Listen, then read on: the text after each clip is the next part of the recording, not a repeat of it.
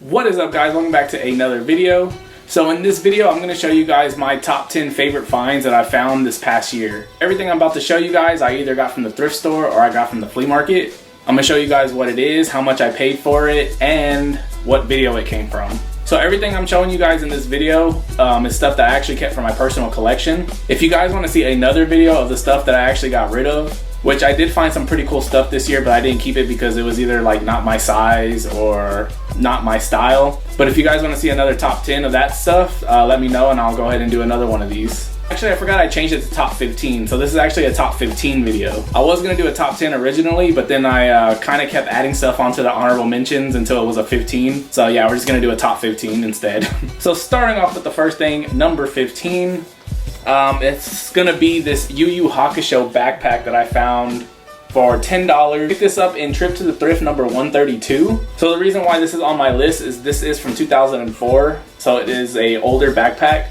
And Yu Yu Hakusho is actually my favorite anime of all time, which I've mentioned many times. And now that I have found this, this is now my convention backpack. So whenever I go to any conventions or anything like that, this is the backpack I take. Wish it was Kuwabara on the front instead of Yusuke, because Kuwabara is my favorite character, but Yusuke is cool too. I mean, he's the main character, I guess. But yeah, that's number 15 on my list. Next up on the list, coming in at number 14, is the complete in box PS1 that I found at the flea market. This came from flea market grabs number 125. Ended up getting this for only 20 bucks. It has the wires, the console of course, and a controller. I think it's missing the manuals and stuff. I haven't opened it in a while, but I'm pretty sure it's missing like the manuals. Even though it's not like 100% complete in box, it does have the control on the wires and the console and in the box. So I was happy paying 20 bucks for this. The reason why this is not higher up on the list, because growing up I was a Nintendo person. I did have a PlayStation, but I was always more into Nintendo. So if this was like a complete in box 64 or something like that, then it would be higher up on the list. But since it's the PS1, this comes in at number 14.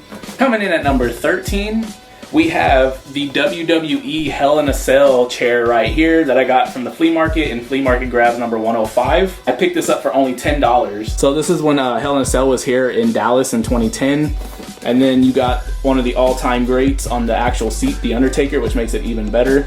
The fact that I was able to get this for only $10 was a steal, and now it's a cool piece of mine that I own. And at number 10, we got the Logo Athletic Dallas Cowboys Shark Tooth Snapback right here. Got this in flea market grabs number 133. Wanted to throw some kind of hat on my list, and this is probably my favorite one that I did find this year, so I went ahead and threw this one on there. I had the Logo 7 version of the Shark Tooth hat. I still have it, but I'm not a fan of how that one fits. So I was happy to find this one because this one fits a lot better. And I only got it for $5, which makes it even better. I remember like a week or two after I bought it from the vendor, I actually wore this to the flea market and he seen it and he asked me if it was the same hat because it looked so much better. And I told him, yeah, I just cleaned it up. So I was happy to pay $5 for that one. Coming in at number 11, the first shoe on the list. Bought these back in Trip to the Thrift number 127 from Plato's Closet. Spent a whopping $35 on them, and that is the pair of the Laney 14. As you can see, it actually still has the price on the bottom of them right here.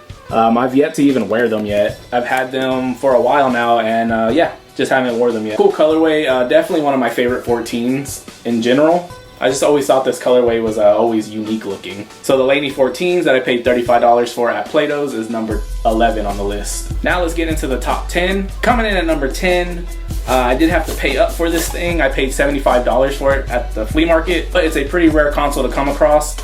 And it's the JVC XI, which if you guys don't know, is basically a Sega Genesis and a Sega CD put together. But I want to say the audio is a lot better on this. This is why people prefer these over the Sega CD. I actually have a Sonic CD in there. That was the last thing I was playing on this. The reason why this is not higher up on the list is the same reason why I said the PS1 wasn't. Growing up, I was just always into Nintendo. The Sega Genesis was my first console, but I didn't like really get into video games like hardcore until like the 64. I've always preferred Nintendo over everything else. And even though I did grow up with the Sega Genesis, I never had a Sega CD growing up. But even though this is like a cool console and everything, I don't hold it that high on my list. Coming in at number 9, I paid $15 for this. Or actually, I think I paid $12. I think she was asking $15 and then she told me she would take $12. And that is the Surf Style Windbreaker right here.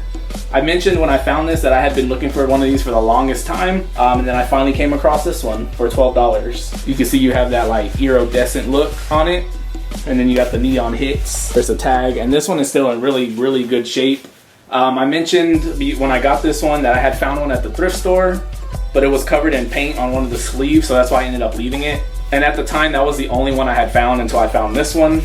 So shout out to my friend who was at the flea market with me who found this and gave it to me. So that is number 9 on the list. Coming in at number 8, my personal favorite Air Jordan 7s of all time. I mentioned it before. I had these when they released, and then I ended up selling them to a friend of mine because he just kept bugging me for them. So I finally was just like, you know what, I'll sell them to you. But ever since then, I had regret letting them go.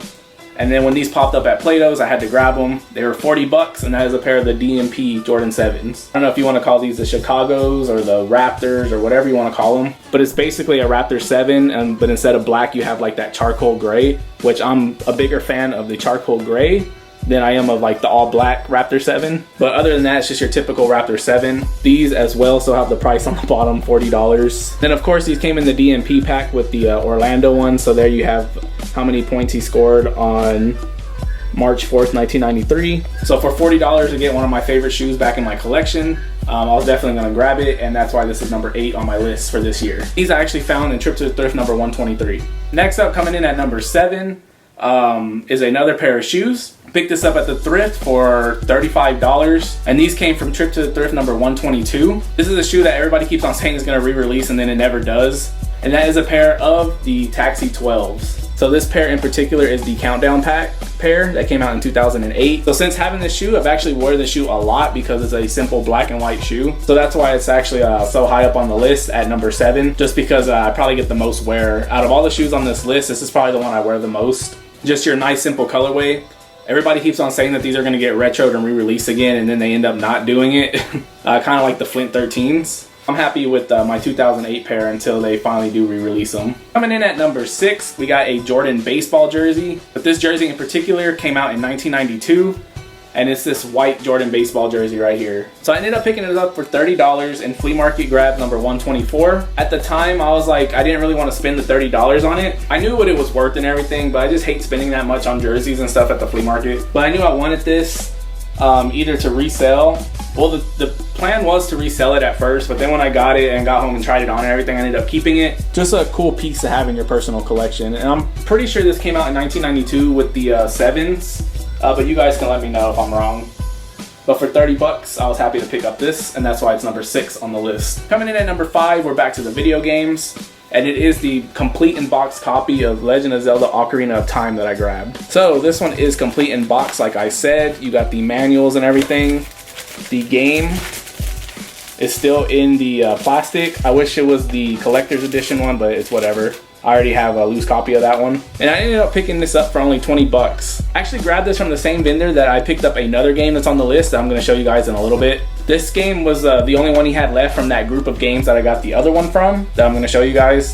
So he ended up giving this to me for only 20 bucks, which that's basically what the loose copy by itself goes for. So I was happy to add this to my collection for only $20. And this came from Flea Market Grabs number 135. Next up, number 4, this shoe hasn't even been in a Trip to the Thrift yet. I don't know if that Trip to the Thrift is going to come out before this video or if this video is going to come out first. So at this moment, it's either not in a Trip to the Thrift or it's in the most recent one. And that is this pair of Space Jams that I got from Plato's for only $35. I went Christmas shopping. I wasn't even planning on going to Plato's, and there was a Plato's closet in that shopping center. So I figured I'd go in there and see what they had, and we're still sitting on the counter like had barely been priced. And when I picked them up and looked under, they were only 35 bucks. So of course, them being my size, I was gonna grab them because this is one of the last 11s that I wanted. I have the Brez, I have the Concords, and now I have the Space Jams. The only ones I really want now are the Columbias and the Cool Grays, which I will get eventually. So the fact that I got these for only $35, that's why they are number 4 on my list of things that I thrifted this year. And then speaking of Breds and Concords, coming in at number 3, we have my pair of Concords that I actually got from Plato's Closet as well. Bought these back in Trip to the Thrift number 128. For some reason, I was thinking I spent like $50 on them, but when I went back and looked at the footage, I spent $75, which is still a good deal, but it was a little more than I remember paying for them, but it's whatever. Like I said, with the Space Jams, this is one of the 11s that I really wanted. Now that I have the Concords, the Breds, and the Space Jams, there's only 2 more that I really want. These are the new pair with the 45 on the back and the high patent leather. I prefer the 23 on the back, but it's okay for what I paid for these. I'm happy with them. Now we're down to the final 2 things, my favorite things that I thrifted this year. So coming in at number 2, this is one of my favorite games of all time, probably like number 3 behind Persona 4 and Wind Waker Legend of Zelda. And not only did I get the game, it's also complete in box. and that is my complete in-box copy of Conker's Bad Fur Day. So again, just like Ocarina of Time, I had already owned this one loose, but to be able to find this game complete in box for only 20 bucks is what he gave it to me for. So the reason why he gave it to me for only $20, I mentioned before, is he had a big stack of complete in box Nintendo 64 games, and he asked me how much they were worth, and I told him honestly what they were worth. Now I told him this game right here was probably worth about $100 to $120 complete in box like this. He also had some other stuff, Ocarina of Time, Majora's Mask, Resident Evil, which I said a minute ago that I got this because he had this left over from whenever I bought this one. So since I was honest with him, I told him how much he wanted for this. I was actually prepared to give him like $100 for this game because this one I really needed. You don't come across a complete in-box copy of Conker's Bad Fur Day often. And he told me since I was honest with him about all the prices and everything that he would let me get this one for only 20 bucks. So I was super happy to get one of my favorite games of all time complete in box, and that's why it's number 2 on my list. I know there's not that many people on YouTube that put a video game like this in so high up in their top list of the year, but I guess stuff like this and like all the stuff behind me is what makes my channel different, I guess. I don't know if I mentioned it yet, but this was found in Flea Market Grabs number 104, if you guys want to go check that out. Coming in at number 1, if you guys have been watching my channel all year, then you guys know what's gonna be number 1. This is like literally in the first flea market video I uploaded this year. It had just missed the list for best finds from last year. And of course, it's my pair of Travis Scott Jordan 4s that I got from the flea market for only $50. And these are found in Flea Market Grab number 198. To this day, I still get the people who think that I'm lying. They think that they're fake, even though I've had them legit checked I don't know how many times. Everything I find, I actually find. It kind of sucks, that's how YouTube is now. That's people are faking stuff, so it's giving other people who actually find stuff legitly a bad name, but it's just how it is nowadays, I guess. But these were legitly found at the flea market. I've already mentioned before how I found them. There's an older guy there that sells shoes every week. I was looking through his shoes he had. He told me he had some Jordans, so he went and pulled out a bag. He dumped out the bag. I was there for a good like 30-40 minutes trying to legit check them, asking people who had them, asking people who knew more about them than I did. Everybody I asked, they came back legit. Recently did a legit check on legit grails, and again, they came back authentic. I don't know what more I can do to prove to you guys that these things are legit. Even while I was there trying to legit check them, there was another guy there who was trying to get me to put them down so he could buy them. And he was pretty much telling me that he thought they were fake, but if I wasn't gonna buy them, he would buy them anyway for the $50. But I had already had people telling me that they were legit, so I grabbed them. So after all the legit checks and everything came back in, there was no way I was gonna leave these for $50. So if you guys think there's something better on my channel that I found this year, let me know, but I don't think there's gonna be anything that tops these for what I paid for them. So those are my top 15 finds for this year, guys. Again, these were all personal pickups. If you guys want to see another list of the stuff that I didn't end up keeping for myself, something like this, or maybe these, or even this, just let me know down in the comments and I will make another one. And I hope you guys did enjoy this list. I know it's a little bit different from other people's, but that's just the stuff I'm into. I want to thank you guys for all the support for 2019. I really appreciate it. In 2020, I'm going to keep going. I'm glad you guys do enjoy the content that I put out for you guys. So with all that being said, if you guys did like this video, hit that like button. It lets me know. It helps the channel grow. It gets the video out there for other people to see. Drop a comment down below. Let me know what your favorite finds of mine were this year. Let me know if there's some other things that I found this year that should be on this list that you guys think should be on it. And subscribe if you're not already. So I will see you guys later with another video. Later.